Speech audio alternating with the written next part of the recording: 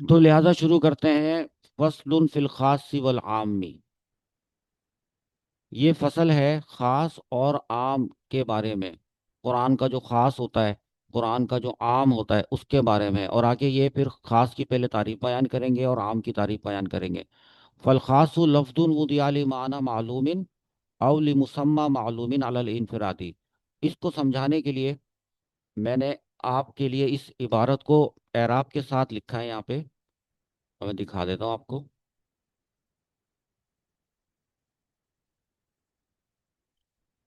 فصل فی الخاص والعام میں، یہ فصل ہے خاص اور عام کے بارے میں۔ اس کے بعد فالخاص، تو خاص آپ لکھتے ساتھ ساتھ لکھ بھی سکتے ہیں، لفظ نکرہ ہے نا، اس کے بعد وضع فعل ہے، یعنی جملہ شروع ہو گیا جملہ فعلیہ، تو کیا بن رہا ہے فارمولا؟ نکرہ داخل ہو رہا ہے جملے پر، تو کیا ہوتا ہے؟ تو خاص وہ لفظ ہے یا ایسا لفظ ہے، وضع لمعنی معلوم، جو کسی معلوم معنی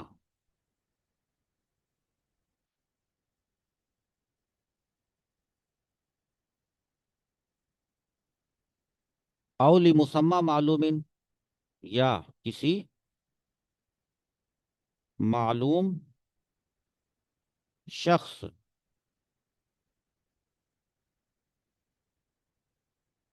کے لیے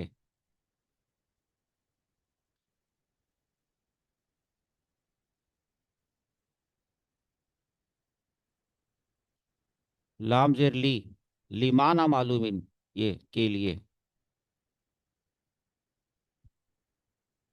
علل انفرادی،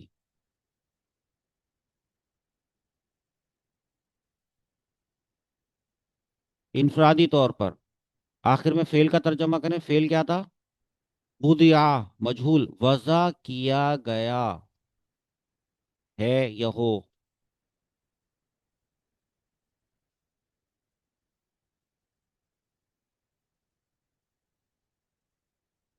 تو خاص ایسا لفظ ہے جس کو میں نے ابھی ایکسپلین کیا تھا کہ جو کسی معلوم معنی کے لیے وضع کیا گیا ہو، ابھی سمجھا دیتا ہوں معلوم معنی، اور کسی معلوم شخص کے لیے وضع کیا گیا ہو انفرادی طور پر، یعنی اسی کے لیے۔ سن لو بیٹا اچھی طریقے سے، معلوم شخص، مثال کے طور پہ سورہ یوسف کی تلاوت آپ کر رہے ہیں قرآن پاک میں، اور اس میں نام آتا ہے یوسف، تو یہ معلوم شخص ہے نا؟ تو کہا جائے گا کہ یہ جو یوسف پڑھا ہم نے، تو یہ نام جو یوسف ہے، اس سے جو شخص مراد ہے وہ معلوم ہے، مسمى معلوم ہے، تو یہ لفظ یوسف خاص ہے، بس اتنا بہت ہے۔ اسی طریقے سے وہ لفظ بھی خاص ہوگا جو کسی معنی معلوم کے لیے، یعنی معلوم معنی کے لیے بنایا گیا ہو۔ جیسے مثال کے طور پہ ایک لفظ ہے، ایک فعل میں آپ کو بتاتا ہوں، فردا، فا، را اور داد، فردا،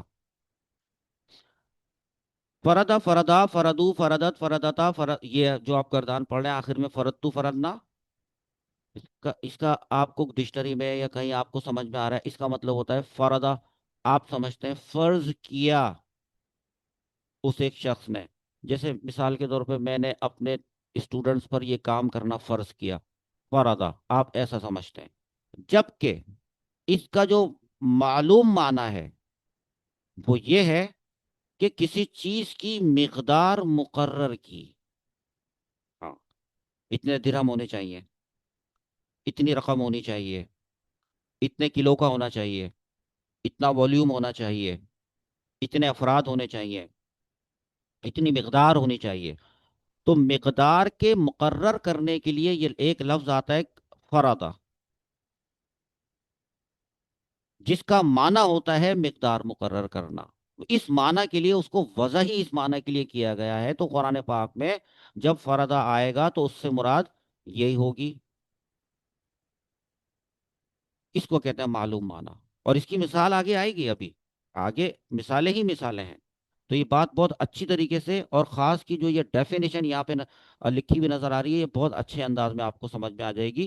لیکن اس سے پہلے ذرا خاص کی وہ جو چار اقسام میں نے آپ کو بتائی وہ پڑھ لیتے ہیں، پہلے ایک نظر اور دیکھ لیں۔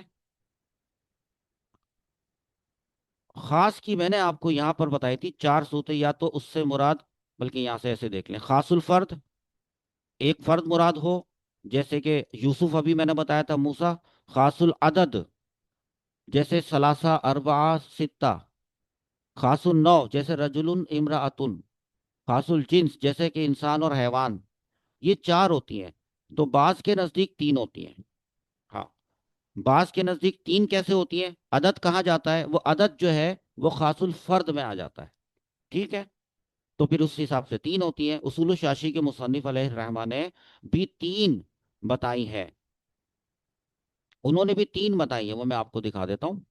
جیسے یہ یہاں بتا رہے ہیں نا، دیکھیں یہاں لکھا ہے نا، کقولنا فی تخصیص الفرد، خاص الفرد کی مثال زید، جس زید سے لین دین ابھی چل رہا ہے، اس سے جو بات چیت ہو رہی ہے، اسی والے زید کی بات، ایک آدمی ہے اس کا نام زید ہے، اس سے بات چیت چل رہی ہے، کہ ہر دنیا کے ہر زید کی بات نہیں ہو رہی۔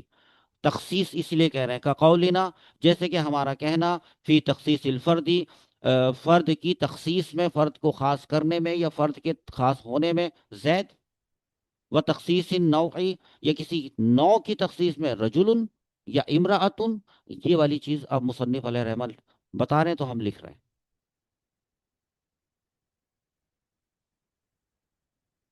دیکھیں آپ بھی لکھ لیں۔ جیسے کقولنا، کاف، یہ جو ہے کاف کا مطلب یہ ہو گیا جیسے، قولنا ہمارا قول یا ہمارا کہنا، ہمارا قول یا ہمارا کہنا، لکھ لیں۔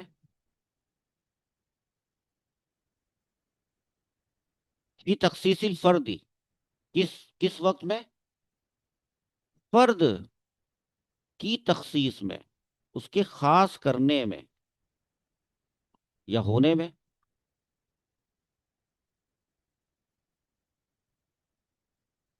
کیا کہنا کسی کو؟ زید، یہ لفظ زید، یہ خاص۔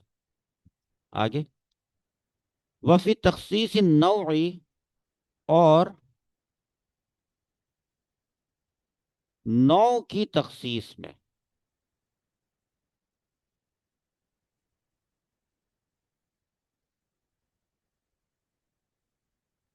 ہمارا کیا کہنا ہے؟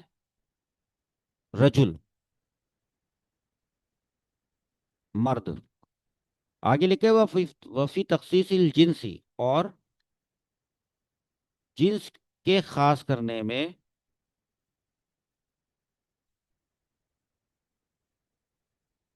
ہمارا کیا کہنا ہوتا ہے؟ جیسے انسان یا حیوان، یہ جنس ہے۔ انسان کی جنس میں دو انواع ہوتی ہیں، ایک مرد ہوتا ہے، ایک عورت ہوتی ہے، ایک رجل ہوتا ہے، امرأتن ہوتی ہے۔ پھر جو وہ مرد ہوتے ہیں اس کے افراد ہوتے ہیں، جیسے کہ زید، یہ اس طرح ہیرارکی پوری بنتی ہے۔ اس کو پڑھیں گے، تفصیل سے پڑھیں گے اسی کتاب میں۔ خاص کے بارے میں بتا دیا نا، تعریف بتا دی، خاص کی تین اقسام بتا دی۔ اب آگے عام، عام کے بارے میں بتا رہے ہیں۔ والعام کل لفظ، تو مطلب ہے کہ، اور عام ہر وہ لفظ ہے، ینتظم، جو مشتمل ہو جمعا من الافرادی، تمام افراد پر۔ اس کو بھی لکھیں۔ حالانکہ ابھی آپ خاص کے بارے میں پڑھ کر آئے ہیں، تو وہاں حضرت یوسف علیہ السلام کا نام جب یوسف آئے گا تو اس سے مراد دنیا کے تمام یوسف نہیں ہوں گے، وہ ایک پرٹیکولر اسپیسیفک جو حضرت یوسف علیہ السلام وہی ہوں گے، یوسف۔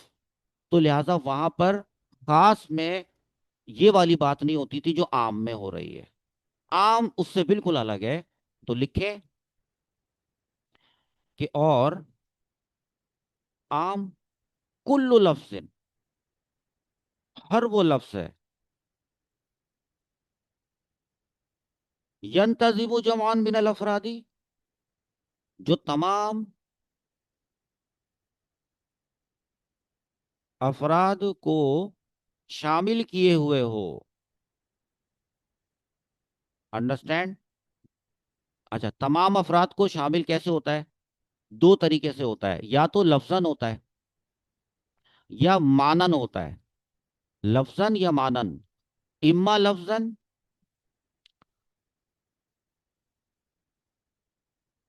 یا تو لفظی طور پہ. اس کو میں نے کر دیا یا تو لفظاً کا قولینا، جیسے ہمارا کہنا یا ہمارا قول. کیا کہنا ہمارا؟ مسلمون. جیسے ہمارا کہنا مسلمون. تو جب ہم یہ لفظ بولتے ہیں، دیکھیں بیٹا لفظ تو ایک ہے نا مسلمون. دیکھو بیٹا ایک لفظ ہے نا مسلمون. ہم نے کہا تھا قرآن پاک کے الفاظ پہ کر رہے ہیں بات. تو مسلمون ایک لفظ ہے نا. لیکن مسلمون جب ہم کہتے ہیں تو اس سے مراد ہوتی ہے دنیا کے تمام مسلمان. اسی لیے کہا ہے کہ اسی لیے یہ جو مسلمون ہے یہ ایک عام لفظ ہے. عام ہے جو تمام افراد کو شامل ہو. تو مسلمون کے اس لفظ میں دنیا کے تمام مسلمان افراد شامل ہیں. اس لیے مسلمون ایک عام لفظ ہے. وہ مشرکون، اور ہم یہ بھی کہتے ہیں. تو اس میں دنیا کے تمام شرک کرنے والے مشرک شامل ہیں، حالانکہ لفظ مشرکون ایک ہے. تو یہ تو ہو گیا لفظاً. آگے بتاتے ہیں وہ اما مانن.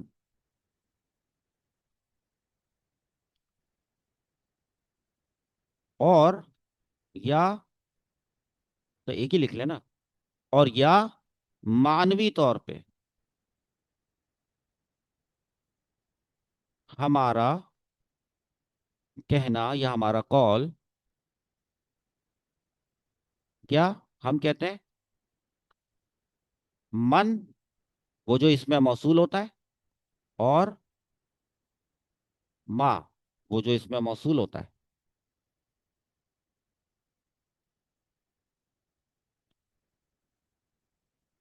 اور جب ہم من استعمال کرتے ہیں تو اس میں وہ تمام افراد شامل ہوتے ہیں جو اس کے صلے میں ہوتے ہیں. اب من کی اس وقت کون سی مثال میرے ذہن میں آئے گی؟ من خفت موازینہ، وہ والی مثال کہ جس کے میزان میں کمی ہوئی. تو وہ سارے اس میں من کے اندر وہ سارے آ گئے کہ یہ جس کے میزان میں کمی ہوئی. ٹھیک ہے، جس کے ماں ما شاء، جو چاہے، وہ سارے اس کے اندر شامل ہوئے. تو مانوی طور پر بھی ہوتا ہے، وہ لفظ عام ہوتا ہے. ابھی مثال نہیں یاد آ رہی مجھے من کی اور ماں کی. میں پڑھا چکا ہوں بہت ساری چیزیں، بعد میں دیکھ لیجیے گا. آگے آئیں گی مثالیں، بعد میں بتا دوں گا، ابھی نہیں. تو جب اس میں موصول استعمال ہوتا ہے تو وہ مانوی طور پہ ہوتا ہے.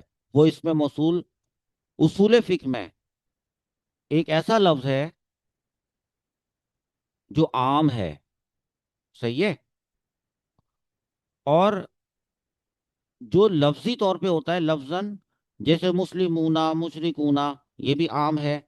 یہ بھی کئی افراد پر مشتمل ہوتا ہے، کئی افراد کو شامل کیے ہوئے ہوتا ہے، جتنا من بھی اور ماں بھی. بس فرق یہ ہے کہ یہ لفظی طور پر ہے اور وہ معنوی طور پر اس کو شامل کیے ہوئے ہوتا ہے. یہاں پر یہاں تک اصول الشاشی میں عام اور خاص کی تعریفات بیان کی گئی اور اقسام بھی بیان کی گئی. خاص کی 3 اقسام اور عام کی 2 اقسام بیان کر دی. اب کیا رہ گیا؟ اب جو چیز رہتی ہے وہ یہ ہوتی ہے کہ ٹھیک ہے ہم نے خاص کے بارے میں پڑھ لیا کہ خاص ایک ایسا لفظ ہوتا ہے جو کسی پرٹیکولر معنی کے لیے اسپیشلی وضع کیا گیا ہو، یا کسی خاص پرسن کے لیے اسپیشلی کسی ایک پرسن کے لیے وضع بنایا گیا ہو. ہاں ٹھیک ہے. اگر وہ قرآن پاک میں آ جائے وہ خاص لفظ، تو حکم کیا ہوگا؟ کیونکہ ابھی ہم نے حمد و صلات میں مستنبتین، استنباط کرنے والے، ان لوگوں کا ذکر کیا تھا. مجتہدین، ان کا کام کیا ہوتا ہے؟ وہ حکم نکالتے ہیں قرآن پاک سے، حدیث سے، نہ ملے تو اجماع سے، نہ ملے تو قیاس سے. تو اگر جب وہ حکم نکال رہے ہوتے ہیں کہ قرآن پاک میں یہ بات آئی ہے اور یہ لفظ جو آیا ہے یہ ڈیفینیشن کے حساب سے خاص ہے، تو کیا ہوتا ہے کہ پھر وہ بتاتے ہیں کہ اس پر عمل کرنا واجب ہے، اس پہ عمل کرنا واجب ہے کہ نہیں ہے، اگر واجب ہے تو کیا ہوا، حلال ہو گیا یا حرام ہو گیا، وغیرہ وغیرہ. اصول شاشی میں کیا بات آ رہی ہے؟ اصول شاشی میں لکھی ہوئی آ رہی ہے بات کہ وہ حکم الخاص من الکتابی، کتاب کے خاص کا حکم، کتاب یعنی قرآن کے خاص کا حکم، یعنی قرآن پاک میں جب کوئی خاص لفظ آ جائے، کوئی لفظ ایسا آ جائے جو اصول فقہ کا جو خاص اصطلاح ہے نا، خاص، اس کی ڈیفینیشن پر پورا اترتا ہو، وہ آ جائے، تو کیا کرنا ہے؟ وجوب العمل بھی، اس پر عمل کرنا واجب ہے، لا محالتا، ہر حال میں، یعنی قطعی طور پہ. تو لکھ لیں اس بات کو یہاں پہ، میں لکھواتا ہوں.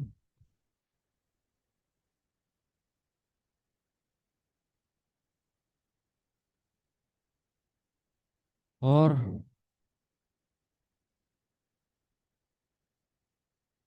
کتاب اللہ کے لفظ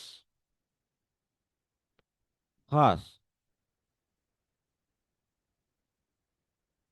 کا حکم، وجوب العمل بھی، کیا ہے حکم؟ اس پر عمل کا وجوب ہے. اور آسان کر دیتا ہوں، عمل کا واجب ہونا ہے، لا محالتا، ہر حال میں، قطعی طور پر.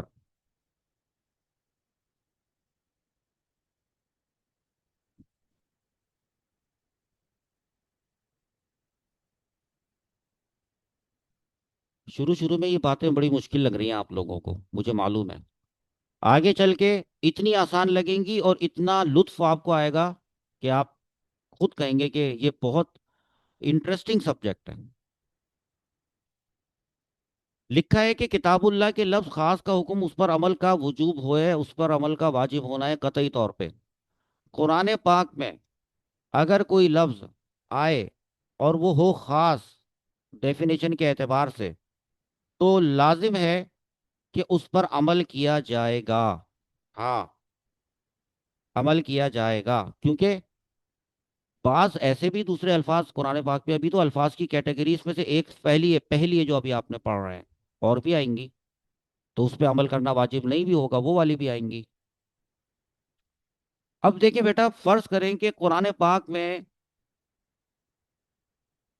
ایک خاص لفظ آیا ہو، یہ جو اب میں بول رہا ہوں نا، تو چونکہ یہ سامنے لکھا نہیں ہے نا، اور نہ میں لکھ رہا ہوں، تو اس چیز کو کہیں نوٹ کر لیجئے گا جو اب میں بولنے لگا ہوں، کہ خاص کا حکم اس پر عمل کا وجوب ہے. کیسے ہوتا ہے؟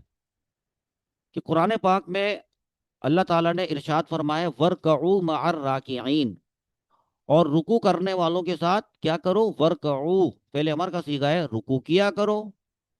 تو اس کا مطلب یہ ہوا کہ رکوع کرنا یہ فرض ہے، کیونکہ یہ رکوع ورکعو، اس کی ڈیفینیشن دیکھی جائے اصول فقہ کے حساب سے، تو یہ رکوع کرنے کے لیے خاص طور پر وضع کیا گیا ہے، یعنی ایک معنی معلوم کے لیے انفرادی طور پر، خاص طور پر وضع کیا گیا ہے یہ رکوع ورکعو. تو اس پر اور چونکہ یہ خاص ہے، تو اس پر وجوب العمل بھی لا محالتہ ہوگا، اس پر عمل کرنا واجب ہوگا. واجب کا مطلب فرض بھی ہوتا ہے، فرض بھی ہوتی ہے وہ چیز جو واجب ہوتی ہے، وہ فرض بھی ہوتی ہے، اور وہ چیز پھر واجب واجب بھی ہوتی ہے۔ تو فرض اور واجب میں فرق ہوتا ہے، وہ میں نے آپ کو بتایا تھا، دلیل قطعی اور دلیل ظنی سے۔ دلیل قطعی سے ہوگا تو فرض ہو جائے گا، وہ واجب جو دلیل ظنی سے ہوگا وہ واجب ہوگا۔ یعنی اس کو چھوڑ دینے کا، فرض کو چھوڑ دینے کا الگ گناہ ہوگا، واجب کو چھوڑ دینے کا الگ گناہ ہوگا۔ یہ تو میں نے فرض اور واجب کا بتایا۔ اب بات دوبارہ سے ورکعو، تو رکوع کرنا چونکہ خاص لفظ ہوا، رکوع کرنا یہ ہو گیا نماز میں فرض، یہ میں نے آپ کو بتایا ہے۔ لیکن اگر کوئی رکوع کر لے اور فرض ادا ہو جائے، اور رکوع، جب رکوع کر لے سے مراد یہ کہ جو طریقہ وہ رکوع کا بتایا گیا ہے، دونوں گھٹنوں پر ہاتھ رکھ کے یوں کمر سیدھے فوراً کھڑا ہو جائے، اس کے بعد ہو گیا رکوع، ہاں ہو گیا رکوع، اسی کو رکوع کہتے ہیں، لفظی طور پہ جھکنے کو کہتے ہیں، تو رکوع ہو گیا۔ لیکن حضور اکرم صلی اللہ تعالی علیہ وآلہ وسلم نے تعدیل ارکان اس کو واجب قرار دیا ہے۔ تعدیل، تعدیل ارکان، تعدیل کہتے ہیں ٹھہرنے کو، اطمینان سے ٹھہرنے کو کہتے ہیں تعدیل، اس کو واجب قرار دیا ہے نماز میں۔ تعدیل ارکان، تمام ارکان میں، جیسے کہ رکوع، رکوع بھی ایک رکن ہے نماز کا، تو اس میں تعدیل واجب ہے۔ اور آپ کو پتہ ہے کہ جو چیز نماز میں واجب ہوتی ہے، جو چیز نماز میں واجب ہوتی ہے، اگر وہ چھوڑ دیں تو نماز نہیں ہوتی، نہیں ہوتی نماز، کیونکہ واجب جو چھوڑ دیا ہے۔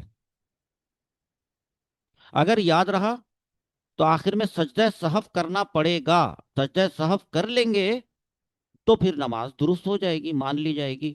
سجدہ سہو کرنا بھی بھول گئے، جیسے تعدیل کرنا بھول گئے تھے، ایسے آخر میں سجدہ سہو کرنا بھی بھول گئے اگر، تو اب نماز ختم ہونے کے بعد وہ پوری نماز دوبارہ دہرانی پڑے گی۔ کیوں؟ کیونکہ تعدیل کرنا یعنی رکن کے اندر، یعنی رکوع کے اندر، ویسے تو تمام ارکان کی بات ہو رہی ہے، میں رکوع کی بات کر رہا ہوں، صرف رکوع کی میں بات کر لیتا ہوں مثال کے لیے۔ تو رکوع کے اندر تعدیل کرنا واجب تھا، نہیں کیا، نہیں کیا، واجب چھوٹ گیا، سجدہ صاحب بھی نہیں کیا، تو پوری نماز دہرانی پڑ رہی ہے۔ لیکن اگر آپ غور کریں، جو ابھی بات کی تھی، قرآن پاک میں جو لفظ آیا تھا خاص، خاص، وہ تھا ورکعو، اور رکوع کرو، کرو، رکوع کیا کرو، تو رکوع نماز میں فرض ہو گیا تھا۔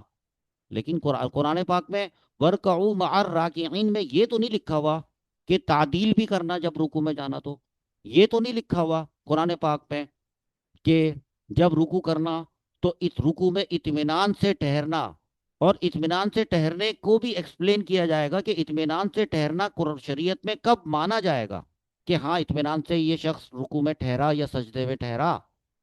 اس کی مقدار فقہا نے بتائی، مستنبطین نے بتائی، حکم نکالنے والوں نے بتائی، مجتہدین نے ہی بتائی۔ کیا بتائی؟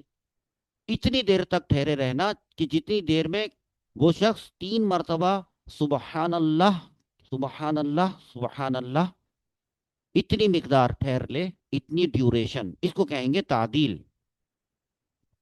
لیکن قرآن پاک کا جو لفظ خاص تھا، اس میں تو یہ نہیں تھا، کیا یہ تو نہیں لکھا ہوا تھا، اس میں تو تھا ورکعوا مع الراکعین، پر رکوع کرنے کی بات تھی۔ تو لیکن حدیث میں آ رہا ہے کہ نہیں، تعدیل بھی ضروری ہے۔ تو آگے لکھا ہے، اب دیکھیں آگے کیا لکھا ہے، اتنی لمبی تقریر سننے کے بعد غور کریں، فَإِنْ قَابَلَهُ، تو اگر اس کے مقابلے میں آ جائے، کس کے مقابلے میں؟ ٹاپک کیا چل رہا ہے؟ خاص، جس پر عمل کرنا قطعی طور پر واجب ہے۔ یعنی قطعی طور پر کا مطلب ہے کہ کسی قسم کی تبدیلی کیے بغیر رکوع کرنے کو کہا ہے، حکم دیا ہے، تو رکوع کرو بس، ہاں بس رکوع کرو اور کچھ نہ کرو، رکوع کرو، لا محالہ کا یہ مطلب ہے، رکوع کرو بس، اور کچھ اس میں تبدیلی نہ کرو، اس میں کوئی زیادتی نہ کرو، اس میں کوئی کمی نہ کرو، لیکن ابھی تو میں نے آپ کو تعدیل کی مثال بتائی ہے، حضور پاک صلی اللہ تعالی علیہ وسلم کی صحیح حدیث میں رکوع میں تعدیل کرنا بھی واجب ہے. تو اب یہ تو پھر یہ تو اس طرح اگر تعدیل کریں گے تو قرآن پاک کے خاص پہ کہیں تبدیلی تو نہیں ہو جائے گی؟ وہ بتا رہا ہوں آپ کو، تبدیلی تو نہیں کرنی. تو لکھا ہے فَإِنْ قَابَلَهُ، خاص کے مقابلے میں اگر آ جائے، یعنی ٹکرا جائے، کیا آ جائے؟ خبر الواحد. خبر واحد تو پڑھا ہے نا اصول فقہ میں، سوری، اس میں اصول حدیث میں، احادیث کی اقسام میں خبر واحد، خبر متواتر، خبر مشہور وغیرہ. اس میں ایک حدیث کی ایک کیٹیگری ہوتی ہے، ایک قسم ہوتی ہے، اس کو خبر واحد کہتے ہیں. حدیث ہے یہ، حدیث کو کہتے ہیں. تو کہا جا رہا ہے وَإِنْ قَابَلَهُ خبر الواحد، اگر خاص کے مقابلے میں کوئی خبر واحد آ جائے. اچھا، خبر واحد بھی آ جائے یا کوئی قیاس آ جائے. قیاس، اس کو پہلے لکھ لیں پھر آپ کو بات سمجھ میں آئے گی. تو اگر یا اور اگر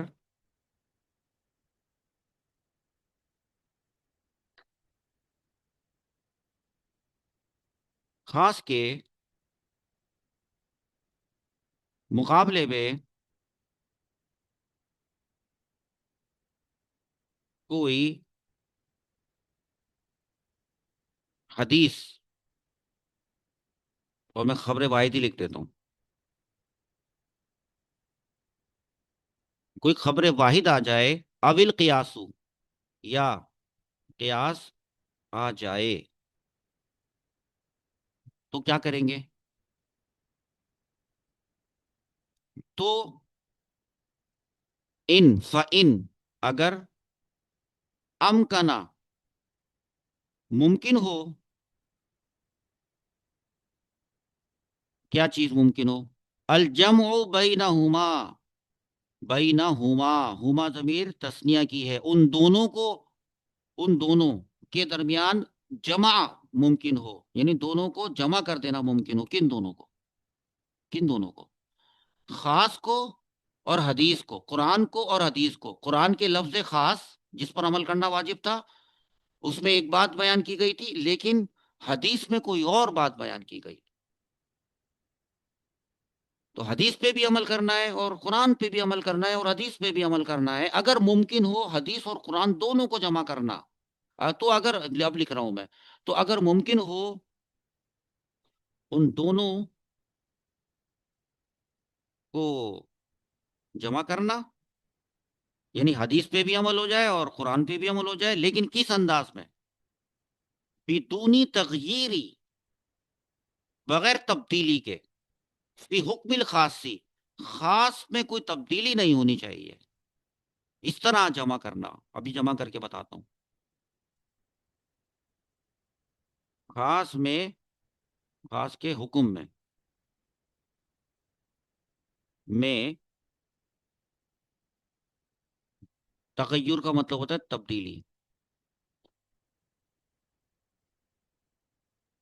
کیے بغیر.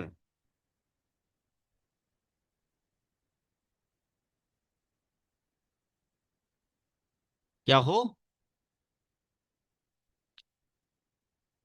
اگر ممکن ہو ان دونوں، یعنی قرآن اور حدیث دونوں کو جمع کرنا اس مسئلے میں، ممکن ہو.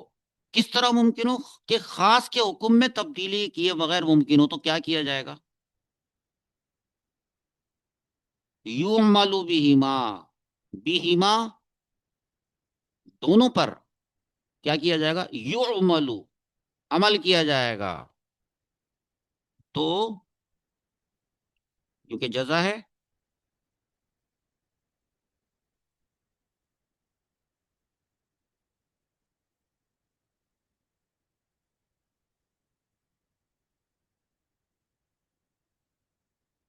گا نیچے چلا گیا.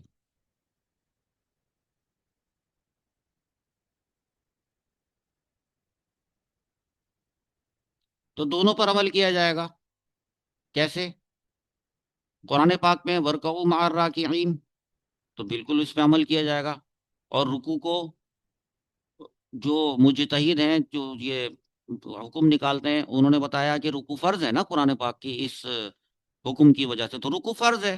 ورکعوا مع الراکعین کی وجہ سے رکوع فرض ہے۔ اور جو رہی بات حدیث میں جو تعدیل کرنے کی، اطمینان سے ٹھہرنے کی جو تاکید آئی ہے، اس پہ بھی عمل کرنا ہے۔ تو رکوع میں کہا جائے گا اس مسلمان نمازی کو کہ جب تو رکوع کرو قرآن کے اوپر عمل کرتے ہوئے تو اس میں اطمینان سے ٹھہرے رہو، اتنی ڈیوریشن تک مقدار، اس پہ بھی عمل کرو، تو وہ کہلائے گا واجب۔ قرآن کے ورکعو پر عمل کرنا فرض، اور تعدیل ارکان والے حکم جو حدیث میں آیا ہے، خبر واحد میں آیا ہے، وہ ہو گیا واجب۔ دونوں پہ عمل کرنا ممکن تھا، دونوں کو جمع کر دیا اور دونوں پر عمل ہو گیا۔ ٹھیک ہے، اگر دونوں پہ عمل کرنا ممکن نہ ہوتا تو دوسری یہ والی صورت ہوتی، وَإِلَّا، یعنی دونوں پر پہلے بات کہی کہ اور اگر دونوں پر دونوں کو جمع کرنا، دونوں پر ایک ساتھ عمل کر لینا اگر ممکن ہو تو عمل کر لو، ورنہ یعنی دونوں پر عمل کرنا ممکن نہ ہو، قرآن میں بات الگ ہو، حدیث میں بات ٹوٹلی الگ ہو، اور دونوں کا تعارض ہو جائے، ٹکراؤ ہو جائے، تو ایسی صورت میں کیا کیا جائے گا؟ تو لکھتے ہیں کہ یعمل بالکتابی، کتاب سے مراد قرآن، ورنہ کتاب پر، میں پورا صحیح سے لکھ دیتا ہوں، کتاب اللہ کے خاص پر عمل یعمل کیا جائے گا،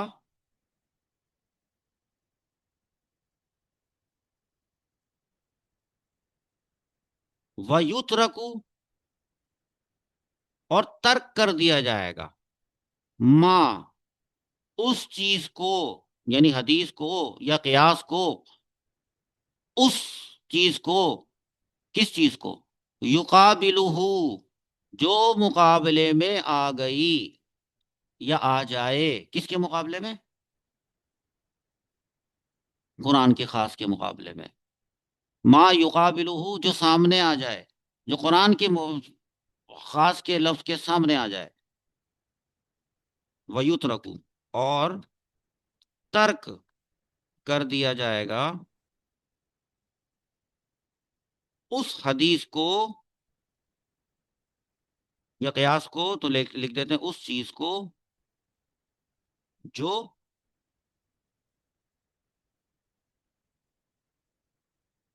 اس کے یقابلہ، مقابلے میں آ جائے۔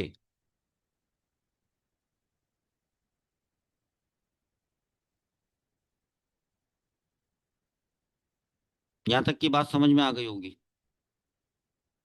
اب جو اگلا سبق شروع ہو رہا ہے، اس کی مثال بیان کی جائے گی، خاص کی مثال بیان کی جائے گی، اور خاص کی مثال بیان کی جائے گی قرآن پاک کی ایک آیت سے، والمطلقات یتربصن بانفسہن ثلاثۃ قروء، یہ والی۔